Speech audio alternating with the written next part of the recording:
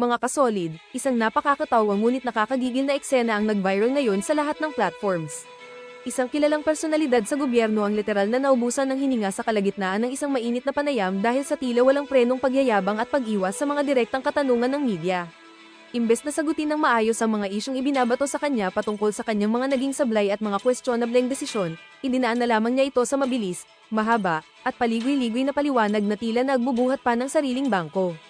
Ayon sa mga nakapanood ng live interview, mapapansin na habang tumatagal ay tila hinihingal, nauutal, at pinagpapawisan na ang nasabing personalidad dahil hindi na niya mapanindigan ang sarili niyang mga kasinungalingan at pagmamalaki. Sabi nga ng marami, kung ano ang taas ng lipad, siya rin ang lagapak. Ganitong-ganito ang nangyari sa opisyal na ito na tila nakarma on national television. Maraming netizens ang agad na gumawa ng mga memes at reaction videos dahil sa nakakahiyang palusot na ito. Ito ang malinaw na patunay na kahit anong pilit mong takpan ng katotohanan gamit ang matatamis na salita at kayabangan, lalabas at lalabas pa rin ang totoo na magpapabagsak sa iyo. Sino kaya ang tinutukoy nating opisyal na ito na sikat ngayon dahil sa kanyang kapalpakan? Kung alam nyo na ang sagot, ay drop na agad ang pangalan niya sa comment section sa ibaba at tingnan natin kung magkakapareho tayo ng hula. Huwag magpahuli sa balita.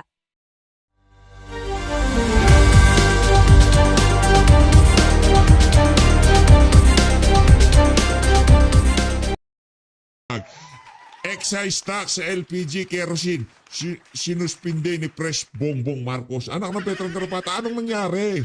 Bakit? Diesel yung pinag-uusapan natin dito. Brad, diesel pinag-uusapan natin dito. Ano yan? Kerosene. O sinong sinong gagamit yan? Yung nagbubomba ng mga tangki sa tabi ng kalsada? Yung nagbebenta ng popcorn? O maganda naman yan. Bawasan dapat lahat. Hindi lang yung LPG. LPG okay yan. Dahil araw-araw na paggamit yan sa mga restaurant, sa mga bahay, kailangan talaga yan. Pero ang number one na mahirap hanapan ng alternatibo, ay talagang imposibleng hanapan ng alternatibo. Tapos ang usapan, diesel at gasolina. Yang LPG, pwedeng yung mga used oil ka lang, pwede yan eh. Di ba? Marami yan, used oil ka lang eh. Di ba? Yung mga pinagprituan ng kung ano-ano, pwede mong gamitin dyan eh. Pwede kang maggatong, pwede kang maguling. Pero yung diesel, walang pamalit dyan. Kaya yaan ang dapat nababaan ng presyo. Yaan dapat ang magkaroon ng big time rollback. Ika nga. Dito sa video na to, pag-usapan ho natin ang pagre-report ng pinakasikat na news anchor sa kasaysayan ng Pilipinas, Marcos Jr. Sa like at sa subscribe, masaya na ho tayo dyan at sa mga gusto sumali sa ating community. Yung join button, nandyan lang ho sa baba. Re-recta ho kagad tayo dito sa mga kabalbalan itong presidente na to. Game! Hindi pwede yan, Brad. Hindi pwede yan jumping jacks na yan. Ilabas mo yung medical record mo. Ilabas mo, pagsalitain mo dyan sa podium, yung doktor mo. Sabihin niya sa amin, nabubulok na babituka mo, nagdudugo yung puwit mo. Gusto na malaman, karapatan ng bawat isang Pilipino yan. Pero magtatalon ka dyan sa entablado para masabi mo na healthy ka. Brad, hindi yan ang pamantayan para masabi na healthy ang isang individual. Anak ng tokwa, mag-a-apply ako sa trabaho. Sasabihin ko, nagja-jumping jacks sa... Healthy ako ha, huwag nyo na akong i-medical, hindi ganon. Hindi ganon. Titignan nila yung dugo mo, titignan nila yung ngihi mo, kung adik ka. Titignan nila kung merong bakas ng droga. Ito. Suko na ako, yoko na. Babay na. Wala na game. Naglakad lang. Sir. Can you tell everyone na magandang pangalan? Ay, ano ba magagawa natin kung pinagdadasal na sambayan ng Pilipino na mawala ka na?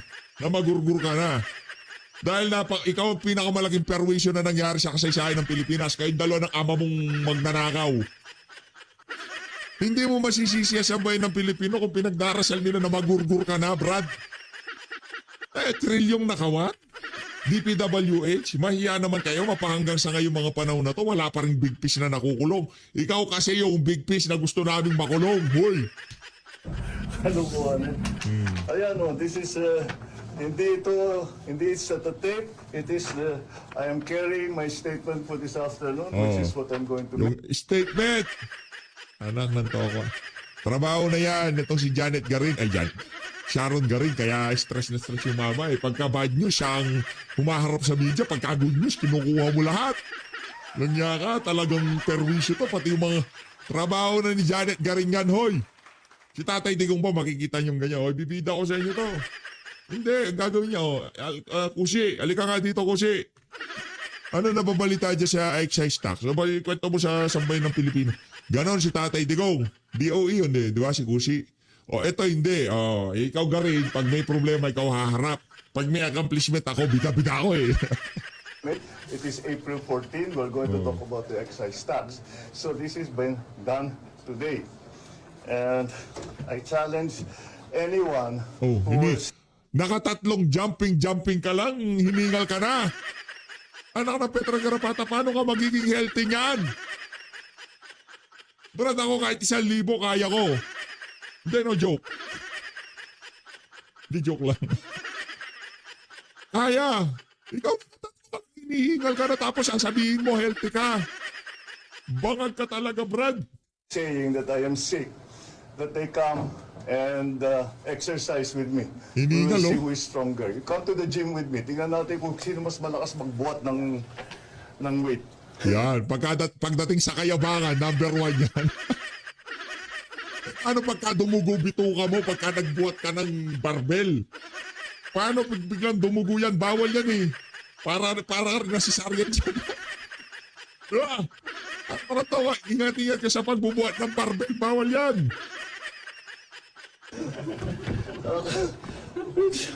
Pero alam mo, gusto ko nga sabihin, ang mga kababayan Oh, naman hiningal. natin, Hiningal sa kayabangan. Yan ang sinasabi ko natin. Kaya kayo huwag kayo masyadong mayayabang. Baka hingalin din ho kayo. Tignan nyo. Inuna niya kayabangan. Kaya ngayon hinihingal ho siya mga kababayan. Yung problema eh. Bangag eh. Oh.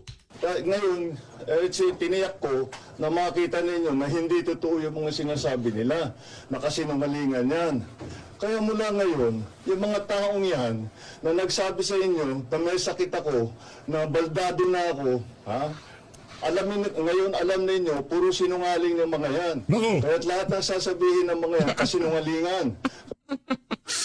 Lagyan mo na konting larigadon. Hint of larigadon para talagang mga ano yan, di ba? Parang naririnig ko sa kanya si larigadon. Anak na to ko, ibang klase ng presidente. At huwag nyo nang paniwalaan kung Palong-palo na naman siguro. Malakas na naman tama siguro sa kanya nito ng pulburon. sino man yung mga yun.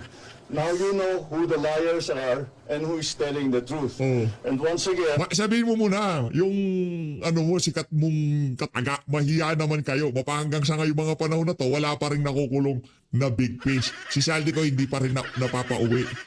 Oh, mahiya ka naman, lunya ka. I think it's very, very easy and very clear that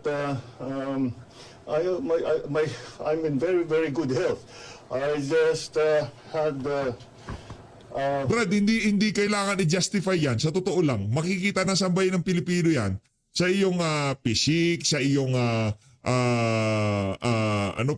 tag dito sa medical record mo. Makikita namin yan sa pagsasalita mo, sa paglalakad mo. Anak na to ko, anak, 3 talon ka lang, hiningal ka, tapos sasabihin mo, healthy ka. Sinungaling na to. everything. My numbers are. I just had my regular blood test kasi nagpapaano ko ng vitamins and everything.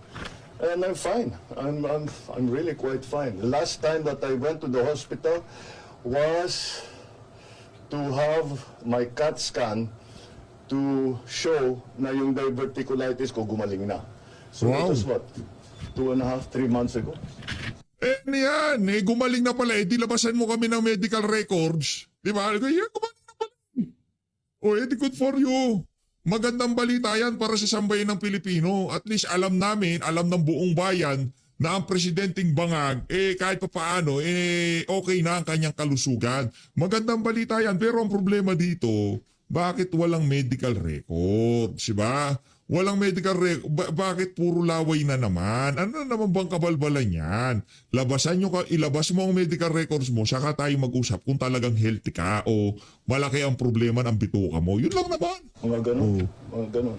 So, that's all these reports of me going to the hospital. I haven't been to the hospital for 3 months, and even then, it was just to have a CAT scan, because the CAT scan to tell my doctors if the diverticulitis has completely been fixed, and it was, and I'm done. My diet is back to normal. My exercise is back to normal. I still exercise Ano, sumisinghot ka na naman? Ha? Regular na naman ba ang pagsinghot mo ng pulburon? Ang problema natin dito, Brad, ilabas mo ang medical records mo. Dahil karapatan ng bawat isang Pilipino na malaman ang estado ng kalusugan mo. Kahit na bangag ka, kahit na wala kang kwentang presidente. Para at least alam namin kung kailan maghahanda si VP Sara, di ba? 4 times a week. I'm watching my food better than before. But, you know, so people... Medicines, sir? I'm sorry? Maintenance medicines? Maintenance medicine for, I have, okay, 2. One for gout, which is lopurinol. Nasa lahi namin mga Ilocano, magka-gout eh. And the other is for high blood pressure, for hypertension.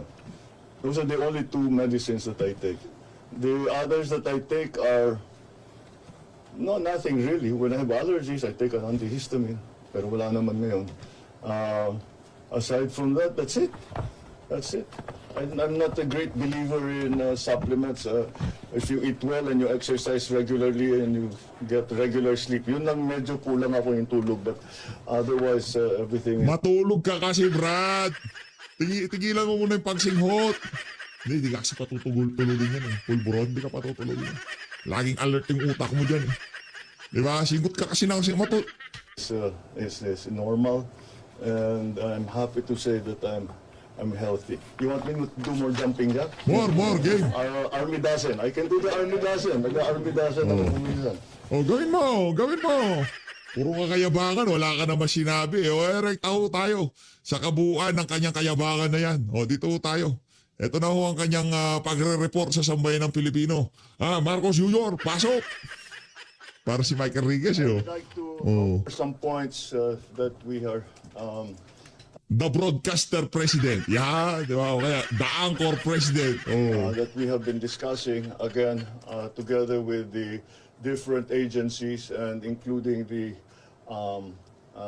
Uplift Committee. And we have some further announcements. Well, first of all, it is we are able to say that these are the steps that we have been taking so that we are trying to alleviate and try to mitigate the effects of the oil crisis. Umaasa sana kami na maganda na yung maging peace talks between the US and Iran. Ngunit mukhang hindi sila nakabuo ng deal. Kaya't kailangan patuloy pa rin ang ating mga ginagawa para tulungan Saka alam din naman ng Iran na nagre-replenish lang ang Amerika diyan sa peace na yan. Walang loko. ang ating mga kababayan. Wala yan. Hindi, wala hong wala kalokohan yung na yan.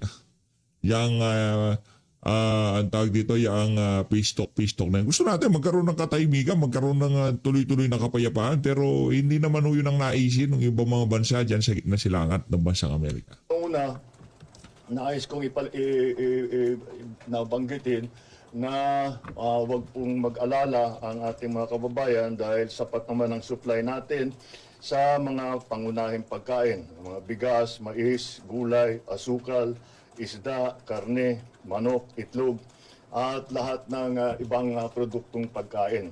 At nakikipag-ugnayan tayo sa industriya, patuloy din ang ating pakikipag-usap sa kanila.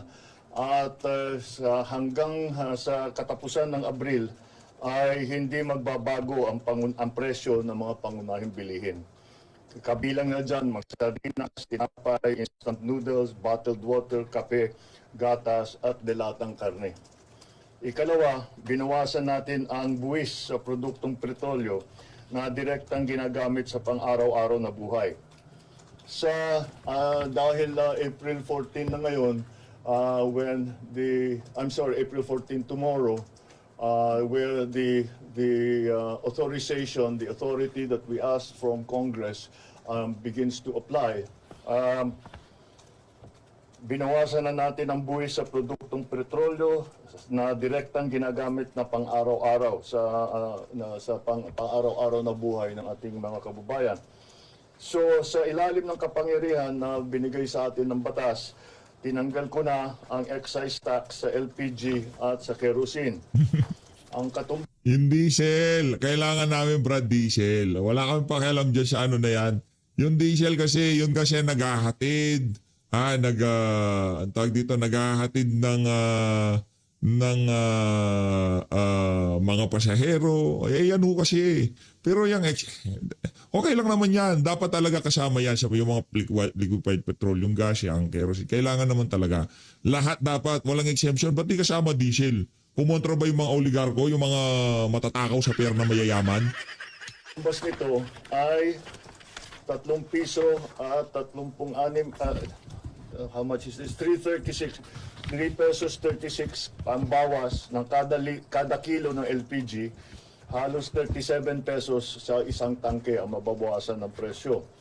At 565 pesos 60 centavos kada litro ng kerosene. Ibig sabihin, mas mababa ang gastos at sa pagluluto at sa araw-araw na pangangailangan ng bawat pamilya. Pangatlo, inaayos na natin ang sistema sa pagpasok ng pagkain sa bansa para mapababa ang presyo, mapabilis at sa ganung paraan mapababa ang presyo. Inutusan ko na ang Department of Agriculture at saka yung Tariff Commission pababain ang taripa sa mga inaangkat na pagkain upang makatulong sa pagbaba ng presyo para sa ating mga namimili. Pero malinaw ang directive na ito. Hindi ito pwedeng gawing basta-basta. Bawat hakbang, malinaw ang proteksyon sa ating lokal na produksyon. Poprotektahan natin ang mga consumer, ang mga magsasaka at ng industriya. Yan ang ating hinahanap na balanse dahil everything, as you know, the economy is a complicated system. Kaya kung may gagawin ka sa isang bahagi, may epekto yun sa kabilang bahagi. Kasabay nito, Yung bang ginawang pagnanakaw sa kaban ng sambayan ng Pilipino, tanungin ko to si Bangag, ano ba naging epekto sa kabilang bahagi? Sige nga. Anak ng tao, kaya rin lamang binibidahan mo kami ng mga ganyang klase mong pambubudol at pambobola. Sa bagay, wala nang maniniwala sa iyo kahit naman hindi na ho natin reakan na sasabihin nitong Bangag na to, wala nang naniniwala dito eh. Pinananalangin na nga sa sambayan ng Pilipino na magurgur na siya eh. bilisin na rin ang pagproseso ng mga permit tulad ng SPSIC, Certificate of Necessity to Import, para mas mabilis makapasok ang kinakailangang pagkain at mas mababa ang magiging halaga. Inalis na rin ang toll fee sa mga fish port upang hindi na ito makadagdag sa presyo ng ating mga pagkain. Nakikita natin na may mga magsasaka na napipilitang itapon ang kanilang ani dahil sa overproduction sa sobrang baba ng presyo ng bili. Hindi natin ito papabayaan patuloy. Kaya bibilhin na muna ng Department of Agriculture ang sobrang produksyon. Makikipagtulungan din tayo sa mga local government para bilhin din ang mga gamit na ito at magamit din nila para ipamigay nila sa tao. Ang pamahalaan ang sasalo nito para hindi masayang ang ani, hindi malugi ang ating mga magsasaka at mapapakinabangan naman ng ating mga namimili. At para sa mas maraming makinabang, papalawakin pa natin ang bentang bigas program. Dadamihan ang tindahan, habaan ng oras ng pagbenta, lalo na para sa ating mga senior citizen. Hindi na, ano na lang yan, trabaho na ni Auntie Claire yan. No joke po mga kababayan. Kaya Auntie Claire na yan yung mga banat na ni Marcos Jr. Hindi na ho niya trabaho yan. Nakakaya bilang isang presidente, yung mga ganyang klaseng bagay, siya pa ho magbabalita sa sambayan ng Pilipino. Yung PWD at siyempre mga single parent. Pangapat, ibababa din natin ang gasto sa pagdaan ng pagkain mula sa pantalan hanggang sa merkado. Sa Cebu Ports Authority, sa Subic Bay, binawasan o sinuspindi ang iba't ibang binabayad na mga fees at para ito ay maramdaman ng tao at kahit tumataas ang ibang produkto ay hindi masyadong mabilis ang pagtaas o at least matigil natin ang pagtaas. So, mababawasan ang gastos sa mula sa anchorage, sa berthing fee, cargo handling, storage fees, para hindi na ito madagdag sa presyo ng pagkain. Ang Philippine Ports Authority ay ibinaba sa piso ang RoRo terminal fee para sa mga sasakyang nagdadala ng agricultural products. Dahil layunin natin na panatilihing sapat ang supply, pigilan ang pagtaas ng presyo, at tiyakin tuloy-tuloy ang hanap buhay ng ating mga kababayan. Hindi tayo titigil hanggang maramdaman ninyo ang tunay na ginhawa sa inyong pang-araw-araw na buhay. Maraming salamat sa inyong pagtitiwala. At bukas, Kasi pati pa naman yung pagpapasalamat ay nandun. Bangag talaga naman to. Kalaksan tama. we will have another uplift meeting again to discuss what are the other strategies that we can employ to keep prices down, to make sure, first of all, what we will do tomorrow is to make sure, first of all, that the supply both of oil and of food products and all the other raw materials that we need to continue the running of the economy is going to be normalized. We, as I said, in one of the last press conferences I had, that it is very important that we watch the prices now. Oil we cannot do very much about, but we also have to we can make sure what we can look at and do that. That's why ito is centered dun sa presyo ng pagkain. All of these measures are mostly centered around the price of food, to keep the price of food down. The supply of food as well is also something that we think we can assure the public of, that maganda naman ang takbo so far ng ating sa agrikultura.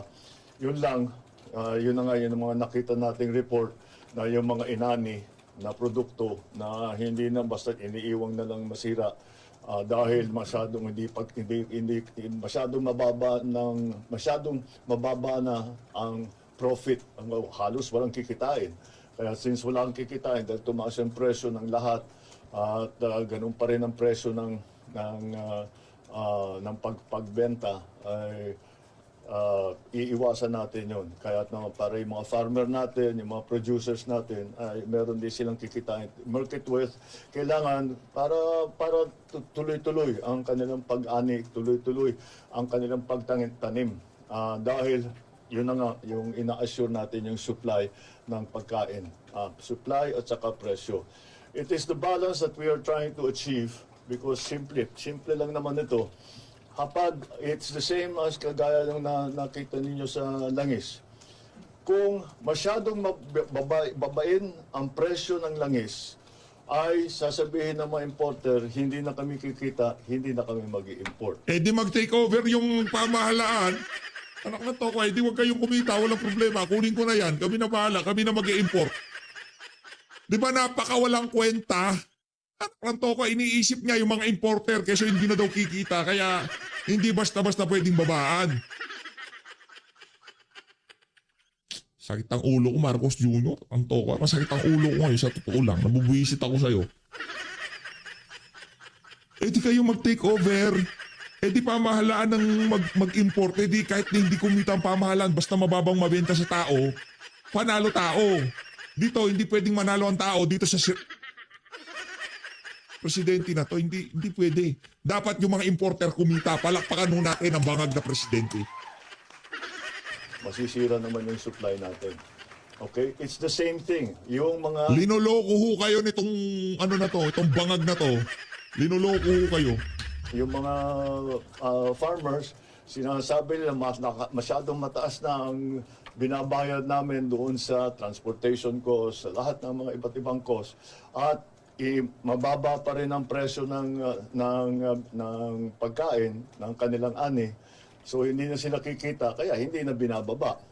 Hindi na dumadating sa merkado yung kanilang produkto. Kaya aayusin natin yan.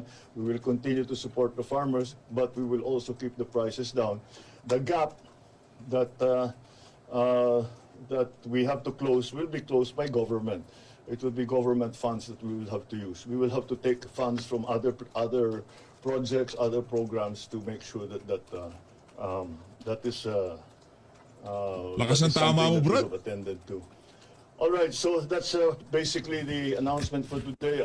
I know that people have been asking about what we are going to do about the excise tax. I hope I have provided the answer for you today, and that will be